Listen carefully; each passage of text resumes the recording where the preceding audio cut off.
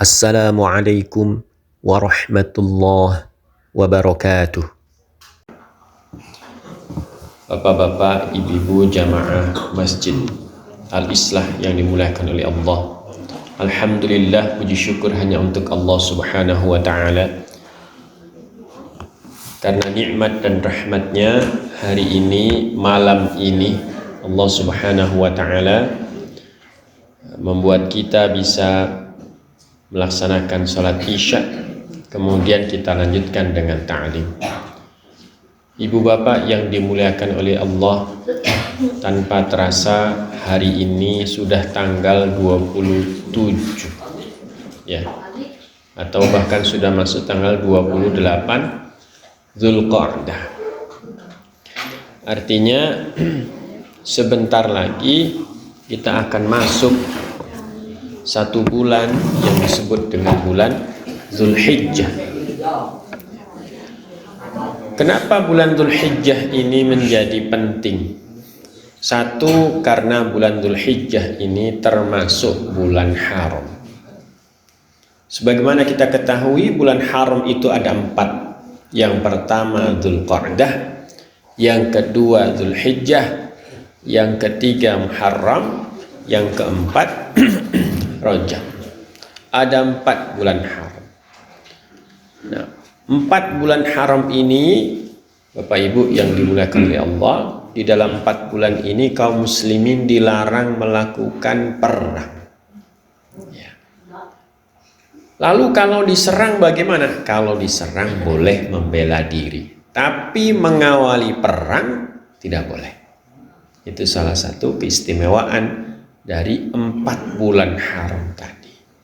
Nah, tentu saja pembahasan kita malam ini bukan membahas 4 bulan haram kesemuanya, tapi kita hanya akan membahas dan fokus pada bulan Dzulhijjah.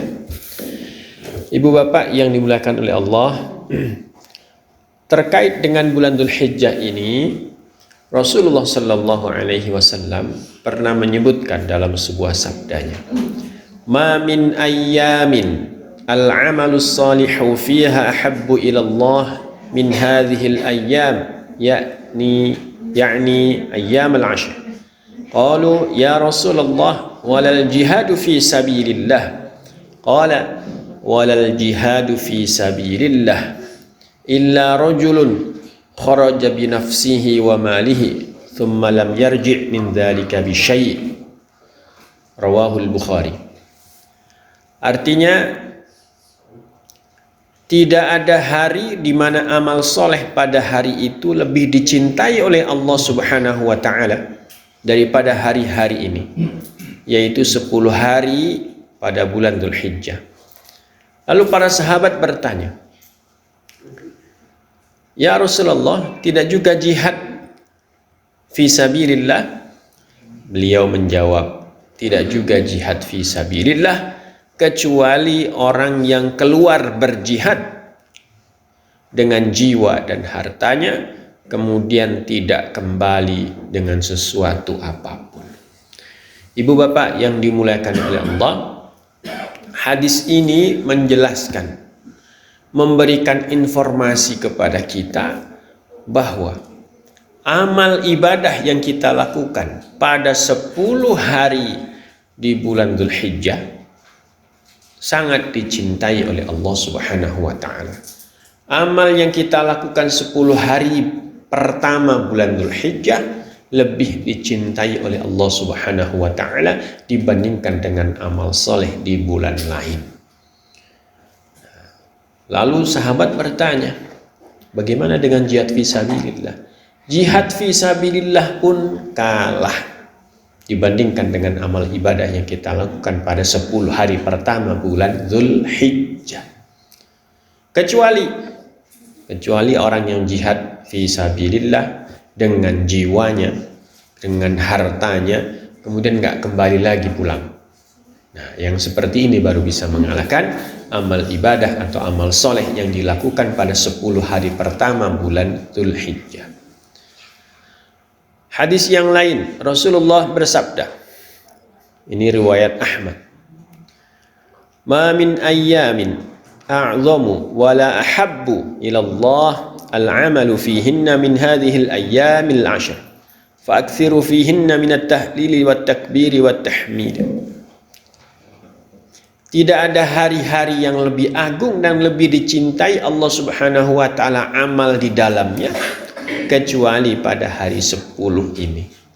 Fa'akthiru fihinna, maka perbanyaklah minat tahlili, membaca tahlil. Maksudnya membaca tahlil itu membaca la ilaha illallah, wat takbir, dan takbir yakni Allahu akbar, wat tahmid, dan tahmid. Tahmid itu alhamdulillahi rabbil alamin. Dua hadis ini memberikan penegasan kepada kita bahwa 10 hari pertama bulan Dzulhijjah memiliki keutamaan di hadapan Allah Subhanahu wa taala. Karena 10 hari pertama bulan Dzulhijjah ini memiliki keutamaan, maka kita sebagai umat Islam, sebagai orang yang selalu berharap bisa dekat dengan Allah, sebagai orang yang selalu bercita-cita bisa menjalankan sabda Rasulullah, maka sebelum bulan Dzulhijjah kita harus belajar. Apa yang bisa kita lakukan pada 10 hari pertama bulan Dzulhijjah? Setelah kita tahu apa yang harus kita lakukan, berikutnya kita berazam, bertekad, oh iya, amal soleh yang dilakukan 10 hari pertama bulan Dzulhijjah itu ini. Bismillah, nanti aku lakukan. Memang untuk beramal itu harus pakai ilmu. Kita nggak bisa beramal nggak pakai ilmu. Salah satu amal soleh maksudnya, itu adalah sholat. Sholat itu kalau tidak pakai ilmu, maka sholatnya tidak sah. Ada orang sholat isya 2 rakaat, sah atau tidak sah? Tidak sah. Ada orang sholat ya, harusnya diawali dengan takbiratul ihram, tapi didahului dengan sujud. Sah atau tidak sah? Tidak sah. Gerakannya sama tapi tidak urut. Tidak sah. Kenapa? Tidak sesuai dengan ilmunya. Maka setiap kita hendak beramal, pastikan kita memiliki ilmunya. Oh Masya Allah, sebentar lagi 10 hari pertama bulan Dzulhijjah. Apa amalan yang dicintai oleh Allah Subhanahu wa ta'ala? Kita cari tahu. Yang pertama, amalan yang sangat dicintai oleh Allah Subhanahu wa ta'ala pada 10 hari pertama bulan Dzulhijjah adalah melaksanakan ibadah haji dan umrah. Alhamdulillah, mungkin ada sudah di antara kita yang sudah melaksanakan ibadah haji dan umrah. Semoga Allah memberikan kesempatan kembali kepada kita untuk bisa melaksanakan ibadah haji dan umrah. Amin ya rabbal alamin. Dan hari-hari ini sampai dengan sebulan ke depan, saudara-saudara kita yang berada di kota Mekah, ya, yang berada di tanah suci, insya Allah akan melaksanakan ibadah haji. Kita doakan semoga mereka bisa melaksanakannya dengan ikhlas, khusyuk, dan lancar. Nah, Bapak Ibu yang dimuliakan oleh Allah, terkait dengan ibadah haji dan ibadah umrah ini, Rasulullah pernah menyebutkan dalam sabdanya, al-umratu ilal umrati kaffaratun lima bainahuma wal hajju al-mabruru laisa lahu jazaa illal jannah. Dari satu umrah ke umrah lain, kaffaratun lima bainahuma, adalah tebusan dosa-dosa yang dikerjakan di antara keduanya. Wal hajju al mabrur laisa lahu jazaa illal jannah. Dan haji mabrur itu gak ada balasannya kecuali surga. Kalau kita nih misalnya tinggal di dekat Mekah, maka Januari kita umrah, Februari kita umrah misalnya. Maka antara Januari setelah kita selesai umroh sampai Februari ketika kita akan melaksanakan umroh, ya, dosa kita akan ditebus atau diampuni oleh Allah Subhanahu wa ta'ala. Makanya Bapak Ibu, kita harus punya tekad untuk bisa melaksanakan umroh. Ustaz, saya ini sudah tidak punya pekerjaan. Gak apa-apa. Karena yang bisa mengantarkan kita atau bisa membuat kita melakukan ibadah umroh itu bukan pekerjaan. Ustaz, saya ini sudah pensiun. Ustaz, saya ini gajinya sebulan cuma 3 juta. Tidak jadi soal. Bapak Ibu yang dimulakan oleh Allah, ketika kita sudah bertekad untuk melaksanakan ibadah, ya, ketika kita sudah berniat untuk melaksanakan ibadah, maka sandarkan diri kita kepada Allah Subhanahu wa Ta'ala. Nanti akan dimudahkan oleh Allah. Yang kedua, setelah kita menyandarkan diri kita kepada Allah Subhanahu wa Ta'ala, jangan lupa ikhtiar. Ikhtiar. Bisanya apa? Ya, saya bisanya jualan bala-bala. Tidak apa-apa. Saya cuma bisanya jualan air. Tidak jadi masalah. Saya cuma bisa jualan snack. Tidak jadi masalah. Yang penting satu, kita sudah berniat untuk bisa melaksanakan ibadah umroh. Lalu kita bersandar, ikhtiar. Nah, ikhtiar, salah satu di antara ikhtiar itu adalah menabung. Meskipun sehari cuma bisa nabung 10.000. Hari-hari ini banyak sekali kisah tentang orang yang bisa melaksanakan haji, yang profesinya ya, biasa-biasa saja, tapi dengan pertolongan Allah bisa melaksanakan ibadah haji. Ongkos haji sekarang itu tidak seperti 2 tahun yang lalu. Ongkos haji sekarang itu ya lumayan. Nah, kemudian setelah bersandar diri kepada Allah, setelah ikhtiar, jangan lupa berdoa memohon kepada Allah supaya dimudahkan. Nah, Bapak Ibu yang dimulakan oleh Allah, kisah. Ya, kemarin bulan suci Ramadan saya alhamdulillah oleh Allah diberi kesempatan untuk melaksanakan umroh. Saya waktu niat melaksanakan umroh itu tidak kebayang uangnya dari mana. Tapi saya punya cita-cita untuk bisa melaksanakan umroh. Kemudian saya ikhtiar. Alhamdulillah bisa nabung. Kalau dihitung harusnya bisa umroh itu tahun depan 2024. Karena saya baru nabung itu sekitar bulan ya Oktober atau November tahun 2022. Maka hitungannya kalau umroh bareng istri itu ya tahun 2024. Kemudian saya bersandar kepada Allah. Ikhtiar semaksimal mungkin, capek memang. Berdoa terus kepada Allah, capek memang. Kadang di tengah berdoa, ya Allah kapan ini? Ya Allah sampai enggak ya dengan cita-cita?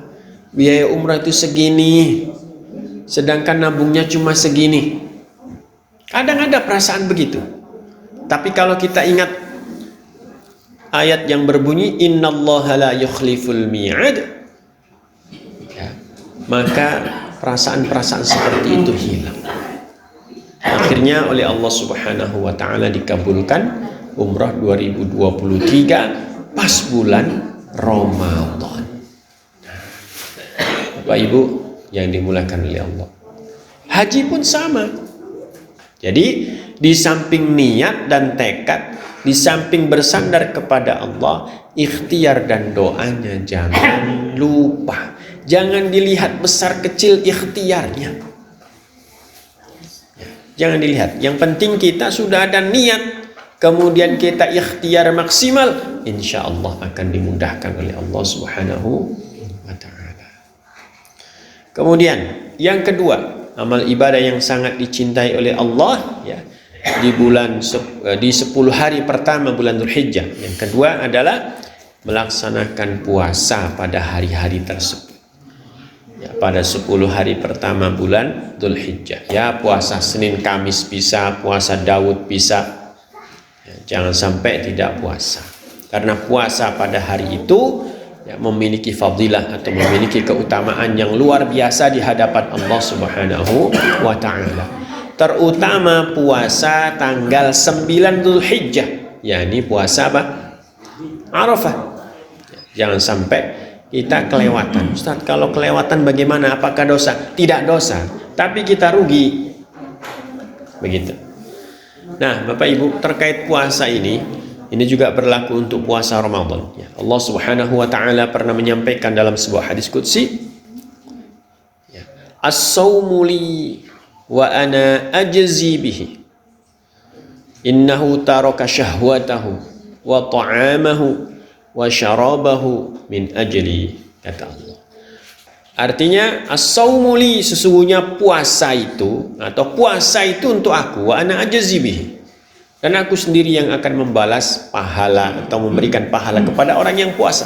Karena orang yang puasa ini meninggalkan syahwatnya, meninggalkan makanannya, meninggalkan minumannya karena kata Allah Subhanahu wa taala. Maka 10 hari pertama bulan Dzulhijjah ini ya, jangan sampai kita meninggalkan begitu saja. Jangan sampai hari itu berlalu, tanggal 1 sampai tanggal 10 kita nggak melakukan apa-apa, biasa-biasa saja amal ibadah kita.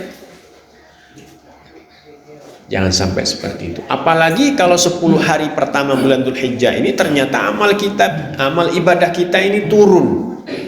Yang biasanya rajin jamaah ke masjid, lah kok 10 hari pertama bulan Dzulhijjah malah di rumah saja, padahal nggak sakit, nggak ada uzur. Na'udzubillah min dzalik. Biasanya ngaji itu sehari dapat 5 halaman, lah kok misalnya ya 10 hari pertama itu sibuk ngaji WA, sibuk balesin chatting WA. Na'udzubillah min dzalik. Yang ketiga, amal ibadah apa yang direferensikan atau yang bisa kita lakukan di 10 hari pertama bulan Dzulhijjah? Yang berikutnya adalah takbir dan zikir. Takbir dan zikir. Allah Subhanahu wa taala berfirman di dalam surat Al-Hajj ayat 28. A'udzu billahi minasy syaithanir rajim. Wa yadhkuru ismallaha fi ayyamin ma'lumat. Artinya, dan supaya mereka menyebut nama Allah Subhanahu wa taala pada hari-hari yang telah diketahui atau telah ditentukan. Para ulama tafsir menyebutkan bahwa yang dimaksud dengan ayyamin ma'lumat ini adalah 10 hari pertama bulan Dzulhijjah. Bapak Ibu yang dimuliakan oleh Allah, bagaimana cara takbir? Bagaimana cara zikir? Ya, kita sudah hafal semua. Takbir Allahu Akbar, zikir subhanallah, alhamdulillah, dan seterusnya. Dan saat zikir pastikan kita itu mengingat, menghayati apa yang kita ucapkan dengan lisan kita. Saat kita mengucapkan Allahu Akbar, maka saat itu Bapak Ibu yang dimuliakan oleh Allah, hati kita faham artinya. Allahu Akbar, Allah Maha Besar. Tidak ada yang lebih besar selain Allah Subhanahu wa ta'ala. Tidak ada yang lebih agung selain Allah Subhanahu wa ta'ala. Semuanya kecil di hadapan Allah Subhanahu wa ta'ala. Yang wajib dibesarkan atau diagungkan hanya Allah Subhanahu wa ta'ala. Yang wajib diutamakan hanya Allah Subhanahu wa ta'ala. Ketika kita menyebut subhanallah, subhanallah, maha suci Allah Subhanahu wa ta'ala dari segala macam kekurangan. Allah itu suci, bersih dari kekurangan. Apa yang dimaksud dengan kekurangan? Kekurangan yang dimaksud di sini adalah sifat lemah. Apa yang dimaksud dengan kekurangan? Ya, menyerupakan dengan hambanya, itu juga termasuk kekurangan. Nah, Allah Maha Suci dari hal itu. La ilaha illallah, kita ingat, kita tanamkan di dalam hati kita, kita resapkan dalam pikiran kita. La ilaha illallah, tidak ada Tuhan selain Allah, tidak ada yang patut disembah selain Allah, tidak ada yang maha besar selain Allah, tidak ada yang memberi rizki selain Allah, tidak ada yang mendatangkan manfaat atau nikmat selain Allah, tidak ada yang mendatangkan bahaya selain Allah. Jadi meskipun kita tidur sendiri di tengah kuburan, ya, kita tidak perlu takut. Atau misalnya Bapak Ibu mau usaha, harusnya bangun jam 5, harusnya bangun jam 4, siap-siap sholat subuh, ya, kemudian jam 6 baru mau jualan. Ternyata bangun jam 4, sholat subuh, imamnya panjang bacanya. Akhirnya Bapak Ibu siap-siap baru sampai tempat jualan jam 7. Apa yang harus dilakukan? Kita harus mengolah pikiran dan hati kita. Dan ingat zikir kita. La ilaha illallah. Tidak ada yang memberi rizki kecuali Allah. Meskipun kita datang kesiangan, kalau Allah ngasih, maka rizkinya nggak akan ketukar. Rizki kita, ajal kita sudah ditetapkan Allah 50.000 tahun yang lalu sebelum kita diciptakan. Maka Bapak Ibu, kalau kita jualan sama dengan tetangga lapak kita, tidak usah saling iri, tidak usah saling benci. Rizkinya sudah diatur oleh Allah Subhanahu wa ta'ala. Dan mencari rizki ini, Ibu Bapak, adalah cobaan. Bisa membuat kita semakin dekat kepada Allah, bisa membuat kita semakin jauh dari Allah Subhanahu wa ta'ala. Saat kita sabar dan syukur, maka mencari rizki, bekerja, itu mendekatkan diri kita kepada Allah. Tapi saat kita kufur, gak sabar, gak syukur, tomak, maka itu akan membuat kita jauh dari Allah Subhanahu wa ta'ala. Na'udzubillahi min dzalik. Rasulullah sallallahu alaihi wasallam bersabda terkait dengan memperbanyak zikir pada 10 hari pertama bulan Dzulhijjah. Fa'aksiru fihinna minat tahlili wat takbiri wat tahmid, seperti yang tadi saya sebutkan. Perbanyaklah tahlil, takbir dan tahmid. Ya. Takbirnya seperti apa?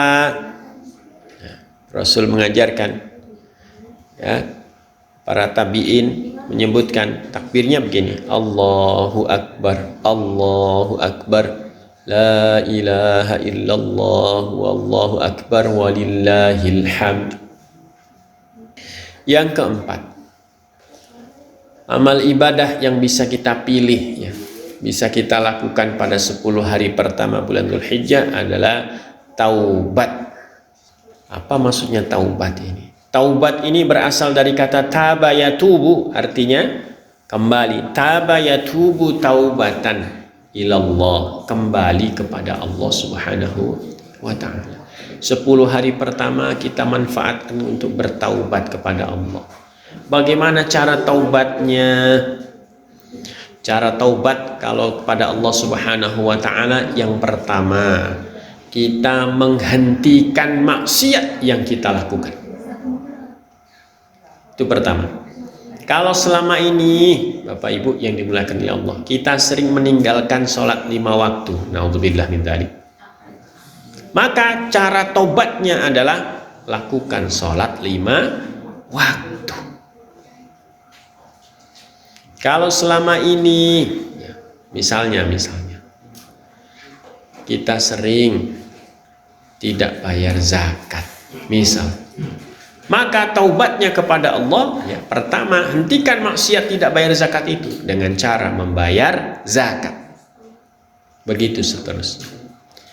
Yang kedua, setelah kita menghentikan maksiat, berikutnya kita menyesali atas apa yang kita lakukan. Menyesali dosa yang kita lakukan. Ya Allah, aku menyesal atas dosa yang aku lakukan. Sambil minta ampun kepada Allah. ampuni dosaku ya Allah. Begitu. Ya Allah, maafkan aku karena aku sering suudzon kepadamu ya Allah. Ya Allah, maafkan aku karena aku kurang bersyukur atas nikmat yang Kau limpahkan kepadaku.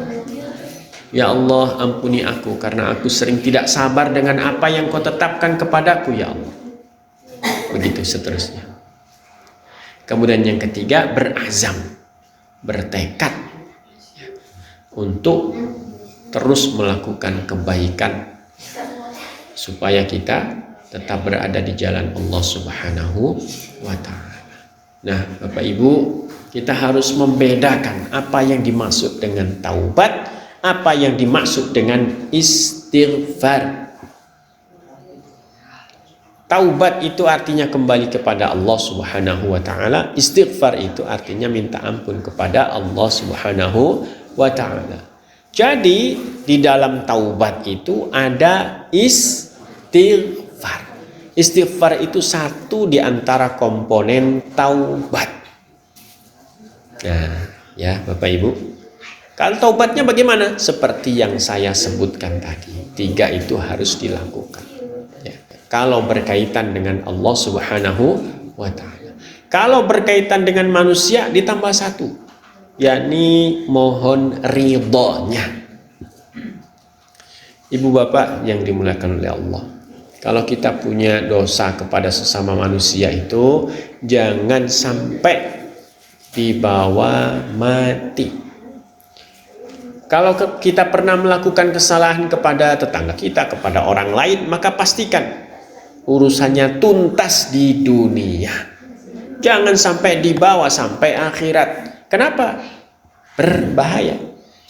Kalau misalnya kita membawa urusan hak adami ini ke akhirat, maka ya, 1, nanti saat dihisab pahala kita akan diambil kemudian diberikan kepada orang yang kita zalimi.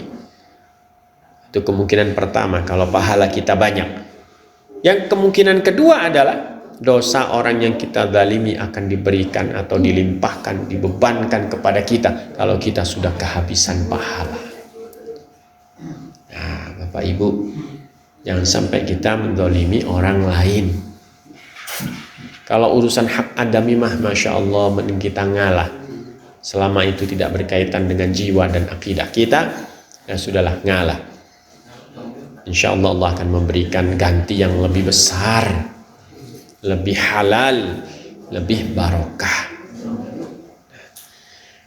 Nah Bapak Ibu, Rasulullah Sallallahu Alaihi Wasallam disebutkan dalam sebuah hadis, Rasul itu taubat sehari sebanyak atau tidak kurang dari 70 kali. Riwayat yang lain menyebutkan sebanyak 100 kali. Rasul yang sudah dijamin diampuni dosanya yang lalu dan yang akan datang, taubatnya sehari sebanyak itu. Maka kalau kita ingin selamat, harusnya taubatnya berkali-kali lipat dari apa yang dilakukan oleh Rasul. Kenapa? Karena kita ini tidak maksum. Maksudnya tidak maksum bagaimana? Kalau kita melakukan kesalahan itu tidak ada yang meluruskan. Nggak ada yang ngasih tahu. Kalaupun ada yang ngasih tahu, biasanya galakan kita daripada yang ngasih tahu. Pak. Kalau ada khotib sedang khutbah, jangan ngobrol. Hei, teman. Terserah aku, ini kan mulut-mulut aku. Nah, gitu misalnya. Lebih galakan kita daripada yang ngasih tahu. Nah, Bapak Ibu yang dimuliakan oleh Allah, jangan sampai kita seperti itu. Ya.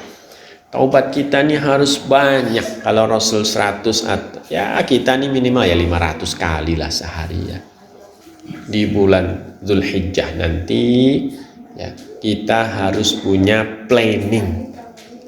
Nanti aku istighfar sehari 1000 kali ah. Nanti aku istighfar 500 kali. Nanti aku istighfar 2000 kali. Begitu. Supaya nanti dari tanggal 1 kita bisa langsung tancap gas, maka harus dilatih dari sekarang. Kalau tidak dilatih dari sekarang, nanti tanggal 1 istighfar dapat 100 langsung ngantuk. Astagfirullahaladzim. Baru dapat 100 100 itu kira-kira merontokkan dosa 1, padahal dosanya 1000. Nah gitu, dilatih dari sekarang. Baca alhamdulillah dilatih dari sekarang. Baca takbir dilatih dari sekarang. Kalau dilatih pas tanggal 1 baca istighfar, bertaubat kepada Allah itu ringan. Ringan. Kalau sudah terlatih baca istighfar 100 itu nggak terasa. Maksudnya nggak jadi beban begitu. Ringan saja, astagfirullahaladzim, astagfirullahaladzim, astagfirullahaladzim. Kalau sudah terbiasa, mulut kita ini akan berzikir, akan istighfar rutin meskipun jari kita tidak begini-begini atau tidak pegang tasbih. Untuk sampai ke situ maka butuh latihan. Ini masih ada 2 harian lagi kalau masalah. Ya, dilatih, baca istighfarnya dilatih, ya. Taubat kepada Allahnya dirutinkan atau dilatih supaya nanti tanggal 1 kita bisa langsung tancap gas. Kemudian yang kelima, hal yang bisa kita lakukan pada 10 hari pertama bulan Dzulhijjah adalah memperbanyak amal soleh. Baik amal soleh itu berkaitan dengan Allah secara langsung atau amal soleh itu berkaitan dengan sesama makhluk Allah Subhanahu wa Ta'ala. Kita perbanyak. Pulang dari masjid misalnya, di jalan ada batu, di tengah-tengah ada batu, kita pinggirkan karena kita ingin menjalankan amal soleh, ikhlas lillahi ta'ala, maka itu akan menjadi pahala bagi kita. Kita perbanyak.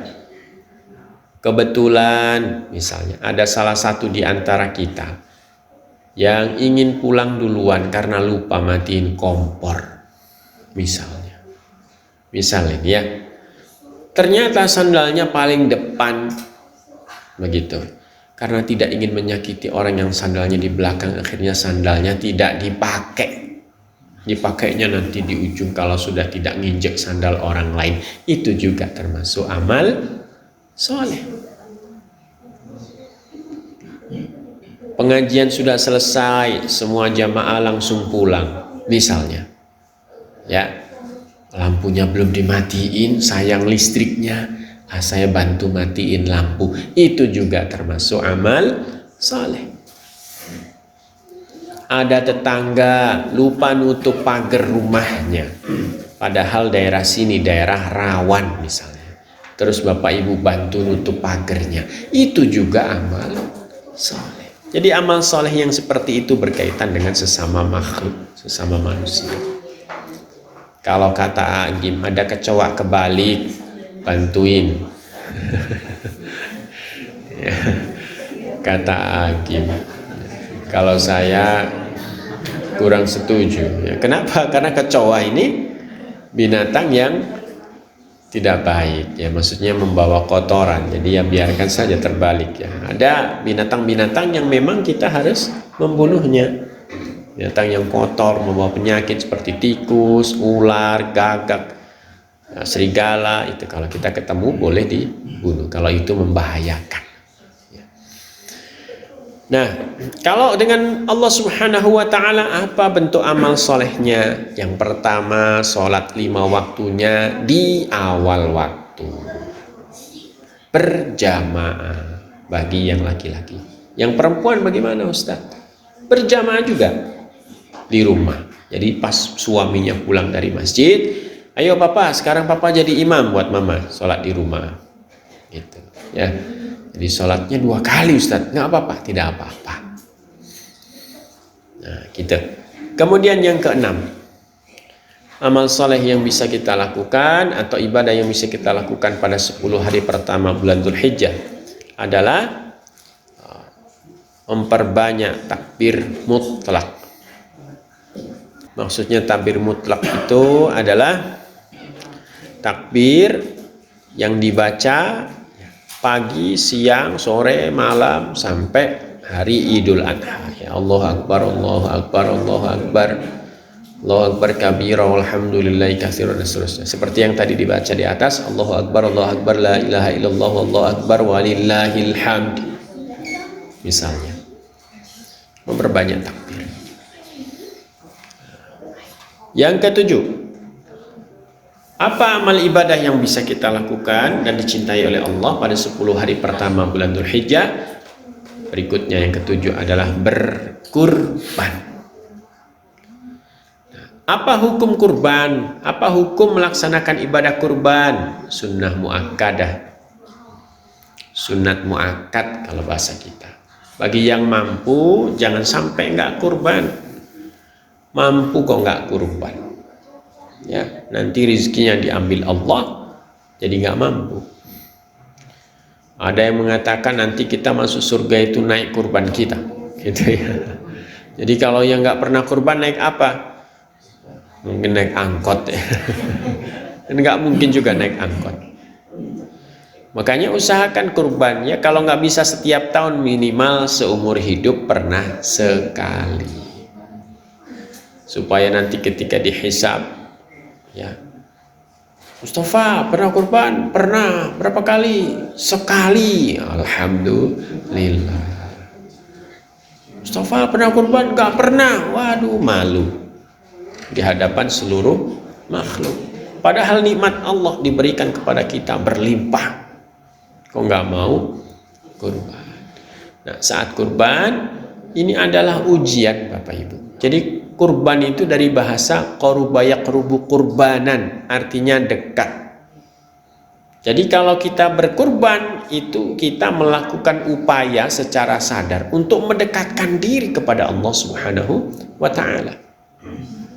Saat kita berkurban, maka saat itu kita menekan cinta kita kepada dunia. Kita mengalahkan cinta kepada dunia, memenangkan cinta kepada Allah Subhanahu wa taala. Kita mengutamakan cinta akhirat daripada dunia. Karena kurban sekarang misalnya 3.500.000 itu bukan angka yang kecil. 3.500.000 itu kalau dibelikan kerupuk itu dapat 1 gerobak. Dibelikan emas dapat 3 kilogram. 3 gram maksud saya. Atau 4 gram. Besar. Ya. Kemudian kita belikan sapi atau belikan domba, setelah disembelih kemudian dagingnya dibagi-bagikan. Kalau imannya nggak kuat, kurban itu berat. Nah, nanti kalau sudah kurban, godaannya bukan lagi kurban nggak, tapi godaannya lain lagi. Godaannya adalah ikhlas tidak. Atau godaannya lagi, nanti saat disembelih ternyata kita yang kurban nggak kebagian. Nah, kalau ternyata kita kurban kemudian nggak kebagian karena panitianya nggak sengaja, tidak apa-apa. Itu ujian. Misalnya kita tertimpa keadaan seperti itu, alhamdulillah, berarti kurbanku manfaat. Kita di kota Bandung banyak yang kurban. Satu masjid itu minimal 2-5 ekor. Di daerah sana, apalagi di pedalaman, kurban itu sesuatu yang mewah. Gak usah jauh-jauh ke pedalaman Kalimantan.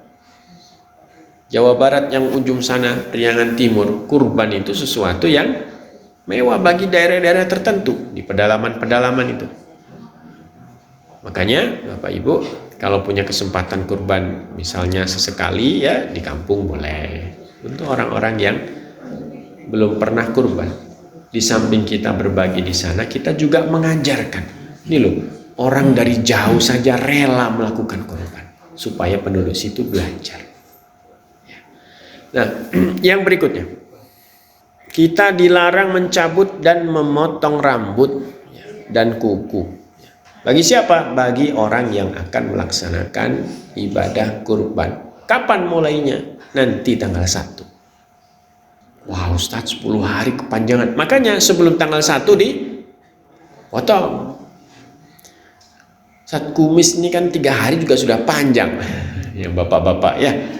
Wayahna lah ya. Gak apa-apa kumis. Tambah ganteng insya Allah kata ibunya. Jangan dipotong, jangan jangan digunting rambutnya, jangan dicabut. Kemudian yang ke-9, Bapak Ibu yang dimuliakan oleh Allah. Allah, sunnah 10 hari pertama bulan Dzulhijjah adalah melaksanakan sholat Idul Adha dan mendengarkan khutbahnya. Sholat Idul Adha dan khutbah itu satu paket. Ustaz, berarti kalau sholat saja tidak mendengarkan khutbah batal sholatnya? Tidak. Sholat saja tidak apa-apa. Jangan sampai mendengarkan khutbahnya aja kemudian nggak sholat. Nah, yang seperti ini nih yang tidak dapat pahala sholat Idul Adha. Maksud saya, kalau kita berniat melaksanakan sholat Idul Adha, ya, maka kita harus komitmen dengan niat kita. Aku akan berangkat ke lapangan untuk melaksanakan sholat Idul Adha. Sholat Idul Adha itu ada sholatnya, ada khutbahnya. Maka aku bertekad untuk melaksanakan keduanya dengan khusyuk dan ikhlas. Sholat ternyata imamnya suaranya gak enak. Udah mah gak enak, yang dibaca panjang. Maka kita harus sabar, ini ujian. Lalu khutbahnya, biasanya khotib Idul Adha itu paling lama setengah jam, ini khutbahnya 1 jam. Nah, ini ujian niat kita. Jadi niatnya ini ikhlas lillahi ta'ala, sungguh-sungguh atau bercanda. Begitu. Sama kayak sholat subuh, sholat yang lainnya pun demikian Bapak Ibu. Kalau kita ini nggak kuat iman, awalnya niat baik, di tengah-tengah jadi nggak ikhlas. Termasuk pengajian seperti ini, termasuk Bapak Ibu ketika misalnya, atau bapak-bapak nih misalnya udah capek pulang kerja disuruh ibunya beli gas. Padahal kemarin bapak-bapak sudah menawarkan diri untuk beli gas. Kata ibunya besok saja. Sekarang beli gas. Udah pergi ke warung beli gas. Ternyata gasnya habis. Ini ujian. Bapak sabar atau tidak? Ibunya sabar atau tidak? Ini ujian. Ya, mungkin pernah dialami semuanya. Ini termasuk saya juga ya. Nah, Bapak Ibu yang dimuliakan oleh Allah, yang ke-10. Selain hal-hal yang saya sebutkan di atas tadi, ya, yang paling penting adalah jangan biarkan 10 hari pertama bulan Dzulhijjah itu lewat begitu saja. Kita nih tiap hari bangun jam berapa? Jam 4. Tidur jam berapa? Jam 9 misalnya. Maka jam 4 subuh sampai jam 9 itu, Bapak Ibu, jangan sampai lewat tanpa melakukan amal soleh yang lebih banyak dibandingkan dengan hari-hari sebelum 10 hari pertama bulan Dzulhijjah. Sebelum bulan Dzulhijjah kita nih istighfarnya 100 atau 1000. Maka masuk bulan Dzulhijjah jangan sampai 100 atau 1000. Tingkatkan lagi. Kemudian pas tidur, sebelum bulan Dzulhijjah tidur tuh nggak pakai wudu. Ya, tidur langsung masuk kamar langsung tidur. Masuk bulan Dzulhijjah ganti kebiasaannya. Wudu dulu, sholat sunnah dulu 2 rakaat, ya.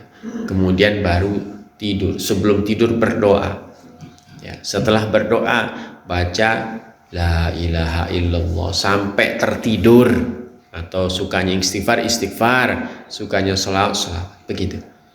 Pokoknya jangan sampai 10 hari terakhir ini berlalu tapi ibadah kita ini biasa-biasa aja. Nanti saat kita dihisab menyesal. Bapak Ibu, kita semua ini pernah sekolah, betul? Betul. Sebelum ujian kita ini sering dibilangin oleh guru kita, belajar nak, nanti bahannya yang keluar itu bab ini sampai bab ini. Ujiannya masih sebulan lagi. Kita longgar. Karena longgar nggak belajar. Tahu-tahu ujian kurang 1 hari. Sedangkan yang dipelajari itu ada 700 halaman. Gimana rasanya? Aduh, tahu gitu. Kemarin ternyata pelajarannya sulit. Bapak Ibu yang dimuliakan oleh Allah, itu yang bisa saya sampaikan. Semoga bermanfaat bagi kita semua, ya, bagi Bapak Ibu, bagi saya. Semoga 10 hari pertama bulan Dzulhijjah nanti kita diberi taufik oleh Allah sehingga bisa meningkatkan kuantitas dan kualitas ibadah kita di hadapan Allah Subhanahu wa ta'ala. Amin ya rabbal alamin. Itu saja yang bisa saya sampaikan, semoga bermanfaat. Mohon maaf bila ada kekurangan. Ihdinas siratal mustaqim. Assalamualaikum warahmatullahi wabarakatuh.